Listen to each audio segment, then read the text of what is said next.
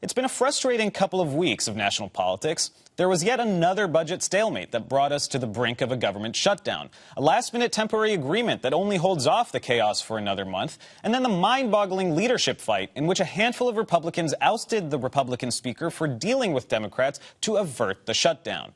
That's not to mention, one of the first moves the interim speaker made with his limited new authority was to kick former Speaker Nancy Pelosi out of her Capitol office.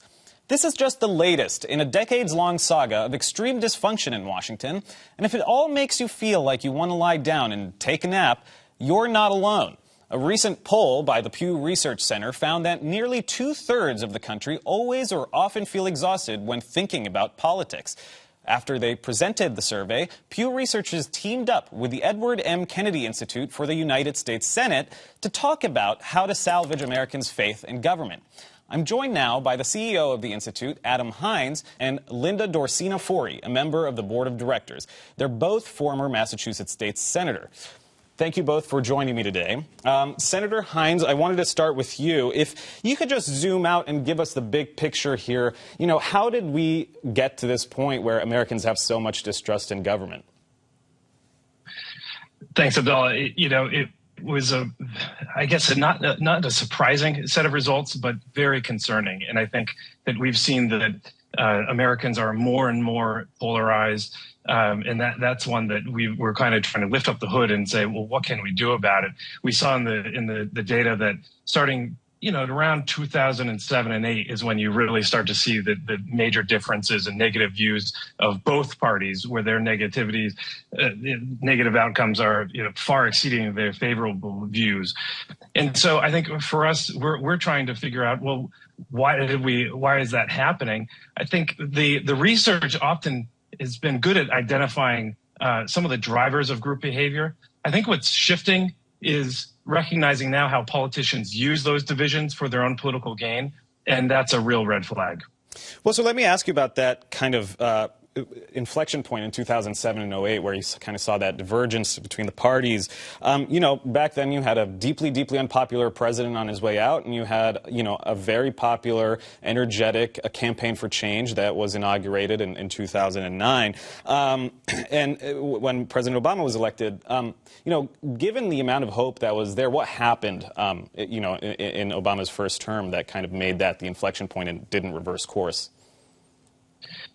And the word hope was used in these findings. 10% of Americans have hope in our political system right now. 4% are excited about politics. That's just pretty dire. And I think you're right. That time frame speaks to some of the generally accepted now drivers to division amongst groups, right? Economic shocks, status uncertainty, racial resentment, geographical sorting. And so you see each of those really elevated in that time frame. Senator Forry, let me ask you, what do you think was the driver then? I mean, I would say that the driver was, obviously, hope is still here, first of all, right? Even though this report is in dire, right? It's very disturbing and a little bit depressing. But I do think, with President Obama coming in, I think it goes back to the leadership and the people that we have in these positions, because if you remember and recall, there was this whole negative undertow, right, in terms of, and you don't ever really want to, lift up various parties, but, there was an undertow of, this gentleman is not really American, right, if we could take it all the way back.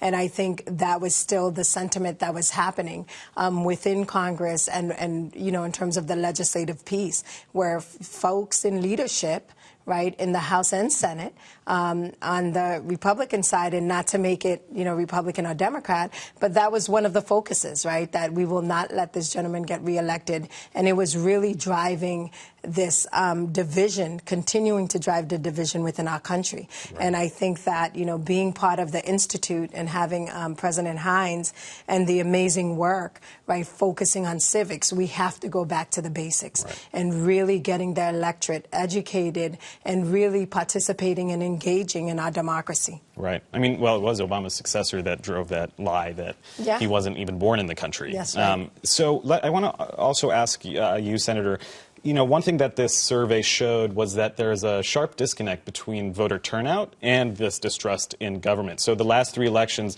saw some of the highest turnout compared to previous elections of those years. What is the cause of that disconnect? You would think that if people had such distrust in government, they might not turn out to vote.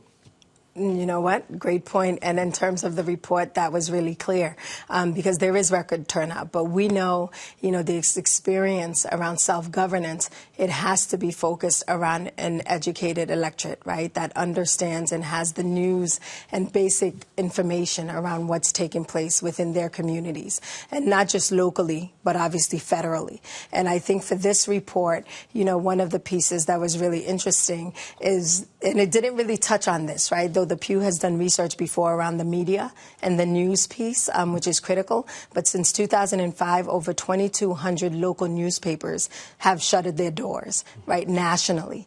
And those that have been captured by corporate organizations has been stripped to bare bones. And so you have about 20% of Americans that live in news deserts, right? So they don't even know what's happening locally in their local government with the teachers, with the firefighters. And we really have to work on going back to basics and educating the masses. And I think this is the work, that the Institute has been trying to do, right? Not just focusing on our older adults, but really the young people as well. Yeah. Senator Hinds, do you think, that disconnect might be explained by, people being driven by fear? Are these voters being driven by fear as opposed to, hope and faith in the institutions, that they're just kind of wanting to have their voice heard in spite of all of the distrust that they have in our institutions?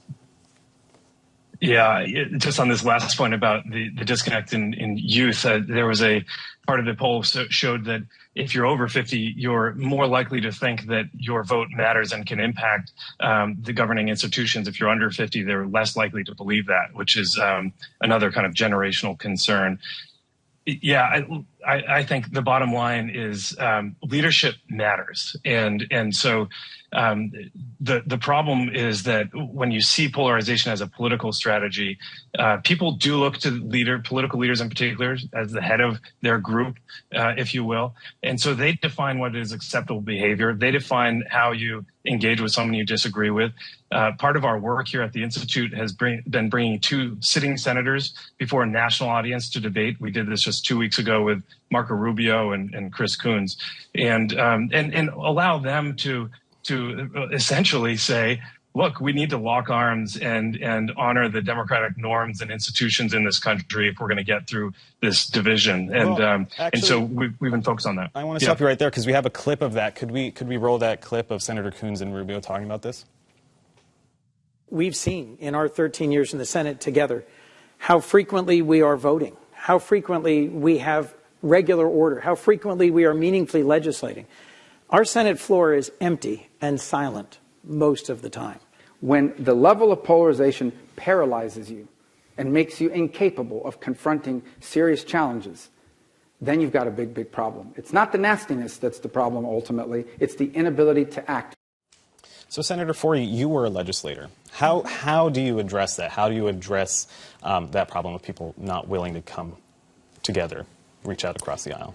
No, I mean, great question, right? And we were senators together with Senator Hinds, and, we did work that way. And I think, as you think of being from Boston or being from Massachusetts with roots, we think of leaders like the Institute's namesake, right? Ted Kennedy, Senator Kennedy, and yearn for his ability of the cordial, the bipartisanship relationships that he enjoyed. And I think that was really important in how we govern, right? It's how do you bring people with different views, with different ideas to the table, and recognizing the art of compromise. But it is really about relationship building. And so, that's a model that we have to work on getting back to that. But it comes to having conversations and dialogue, doesn't it? Right? And really creating a space and a place where that can happen. And I think, being a trustee of the Institute, and last night we had we had a conversation on the Pew Research, and Leader Daschle, who's also a trustee, was able to talk about, the relationships that were formed on the other side, even though we're in Massachusetts. And yes, we have supermajority as Democrats, and you could count the Republicans on 10 hands, you still create this camaraderie, right? And recognizing that we need each other and really understanding that the issues that impact one person or one community impacts others as well. Well, we are out of time, but that's a great point. Thank you both for joining me today. I really appreciate your time. Thank you, Abdallah. Thank you.